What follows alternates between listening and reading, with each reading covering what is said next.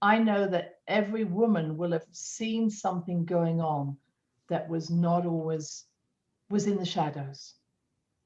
And it's often hard because you don't feel strong enough or courageous enough to say something. And sometimes it's just in the seeing of it. And even saying, I know what you're doing, is the courage, my friends. So I'm saying that I believe that I've worked with so many women who have had the courage to say, I won't let this abuse carry on anymore in our family. And everybody else has turned their back on this person, but the abuse stopped because they had the courage to say something. So sometimes it is the women who say this relationship isn't working, this job isn't working, this is not the way we are meant to go. And it takes a lot of courage. So I'm really honoring everybody who's had the courage ever to stand up against the tribe who all want to be blind to what's going on elsewhere. So I wanted to add that in. And for those, though, that can't find the courage due to the fact that they start the fear tape of going, well, how am I going to support myself? And what if this, what if I lose my family?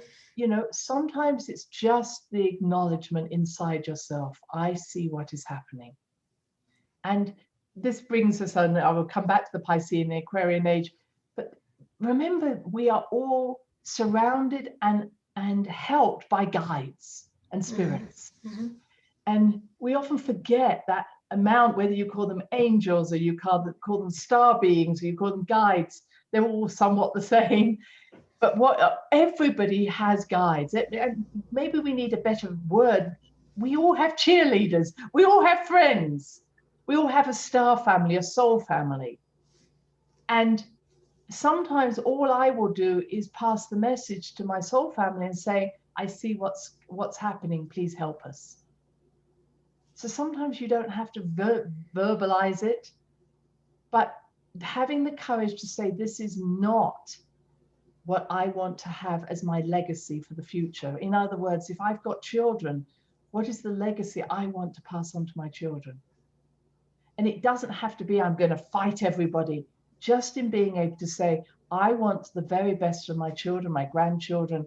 Therefore, help me guides, help me star people to actually bring into the light those things that are harming my future or harming the future of my children. So if your self-love isn't strong enough to do it for yourself, do it for someone that you love. I think everything is, yes. I mean, sometimes for instance, like this lady I'm thinking about, she had been abused as a child and she started to see it happening in her children and she could see it was just going to continue. So in some ways, she had already gone past the part that it could hurt her. It already hurt her, but she did not want it for the future.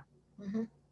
And I think that's where women especially have courage. We say that a woman is much, it's said a woman is much more determined when she's doing it for her children or grandchildren. And I don't have children, but I will fight for anybody because that's, to me, is my energy, which is everybody should know that this power of women to protect and to love is there for them. And it doesn't go away. I'm like a mother bear if I see someone getting hurt.